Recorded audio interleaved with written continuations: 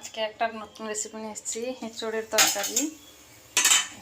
এখানে তেলটা গরম করে রেখেছিলাম। প্রথমে লঙ্কাটা ফোড়ন দিয়ে দিলাম, তারপরে এটাকে দিয়ে দেব এলাচ, লবঙ্গ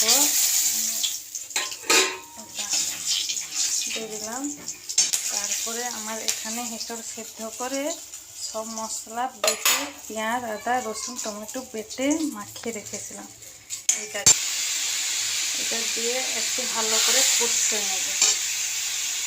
আমার মশলা কষা হয়ে গেছে, এবারে আমুল দুধটা দিয়ে দেবো। আর তরকারি ফুটে গেছে, এবার গরম মশলা গুঁড়োটা দিয়ে দেবো।